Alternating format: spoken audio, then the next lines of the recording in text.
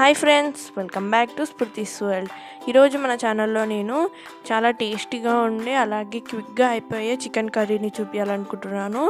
So ఇలా ఒకసారి వెరైటీగా మీ ఇంట్లో ఈ చికెన్ కర్రీని ట్రై చేసుకోండి. పిల్లల నుంచి పెద్దల వరకు అందరూ ఇష్టంగా తింటారు. అండ్ ఇది చేయడం కూడా చాలా ఈజీ అనమాట. ఇది ఎలా చేయాలో వీడియోలో చూపిస్తాను. వీడియోని స్కిప్ చేయకుండా పూర్తి వరకు చూడండి.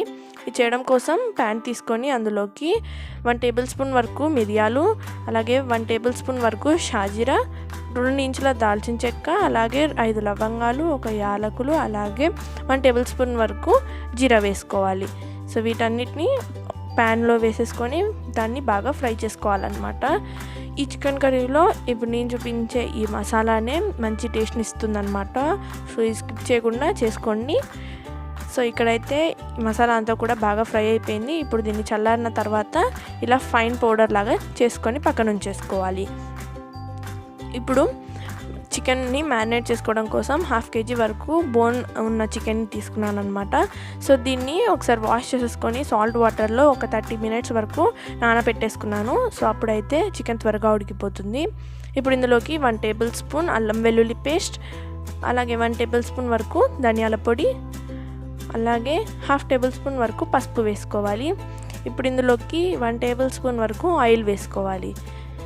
ఇప్పుడు దీన్ని అంతా కూడా బాగా కలిపేసుకోవాలి.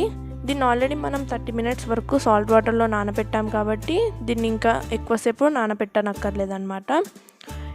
ఇప్పుడు స్టవ్ వెలిగించుకొని ఒక గిన్నె పెట్టుకొని అందులోకి 3 టేబుల్ స్పూన్స్ వరకు ఆయిల్ వేసుకోవాలి. ఆయిల్ వేడైన తర్వాత ఇందులోకి 1 టేబుల్ స్పూన్ వరకు జీలకర్ర వేసుకోవాలి. ఇప్పుడు ఇందులోకి 2 లవంగాలను కూడా వేసుకోవాలి. ఇవి కొంచెం ఫ్రై అయిన తర్వాత కట్ చేసుకున్న మిరపకాయలను వేసుకోవాలి. అలాగే కట్ చేసుకున్న 1 కప్పు వరకు ఆనియన్స్ వేసుకోవాలి. సో వీటిని ఇప్పుడు కలుపుతూ మంచి కలర్ వచ్చేదాకా ఫ్రై చేసుకోవాలి. సో మీడియం ఫ్లేమ్లో ఆనియన్స్ని బాగా ఫ్రై చేసేసుకోవాలి. ఆనియన్స్ ఫ్రై అయిన తర్వాత 1 కప్పు వరకు మింట్ లీవ్స్ పుదీనా ఆకులను వేసుకోవాలి.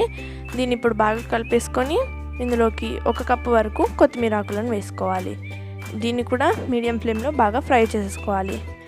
ఇలా ఫ్రై అయిన తర్వాత 1/2 టేబుల్ స్పూన్ వరకు అల్లం వెల్లుల్లి పేస్ట్ వేసుకోవాలి. 1/2 టేబుల్ స్పూన్ వరకు పసుపు కూడా వేసుకోవాలి. ఇప్పుడు దీన్ని కూడా బాగా కలిపేసుకోవాలి. ఇలా కలుపుకున్న దాంట్లోకి మనం మ్యారినేట్ చేసుకొని పెట్టుకున్న చికెన్ ఉంది కదా, సో దాన్ని వేసేసుకొని బాగా కలిపేసుకోవాలి. ఇలా కలిపిన తర్వాత దీన్ని మూత పెట్టేసుకొని మీడియం ఫ్లేమ్లో 3 minutes వరకు ఉడికించుకోవాలి. చూడండి, 3 minutes తర్వాత ఇలా చికెన్ కొంచెం ఫ్రై అవుతుందన్నమాట. దీన్ని ఒకసారి బాగా కలిపేసుకోవాలి. ఇప్పుడు ఇలా కలుపుకున్న తర్వాత ఇందులోకి 2 టేబుల్ స్పూన్స్ వరకు కారాన్ని వేసుకోవాలి. సో దీన్ని కూడా బాగా కలిపేసుకోవాలి.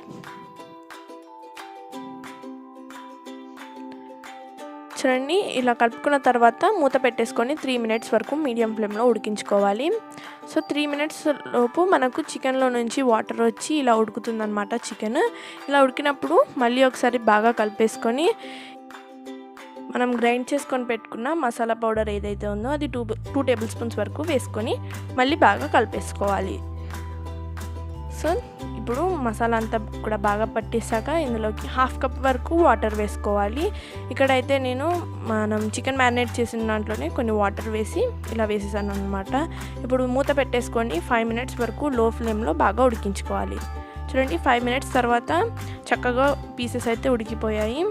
జస్ట్ ఇలా స్పూన్తో అంటే విరిగిపోవాలన్నమాట. సో అలా ఉడికితే మనకు చికెన్ అనేది ఉడికినట్టు. సో చూడండి, ఇక్కడ చూపిస్తున్నాను కదా, ఇలా ఉడికిన తర్వాత మీ రుచికి సరిపడా ఉప్పు వేసేసుకొని మళ్ళీ ఒకసారి బాగా కలిపేసుకోవాలి.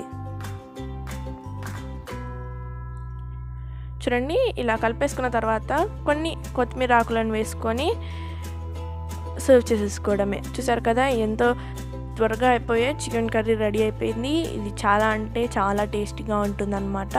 సో ఇది పూరీలో కానీ అన్నంలో కానీ చాలా బాగుంటుంది. మీరు కూడా ఇలా ఒకసారి ట్రై చేసుకోండి. మీరు కావాలనుకుంటే దీన్ని చపాతీలోకి కూడా సర్వ్ చేసుకోవచ్చు అనమాట.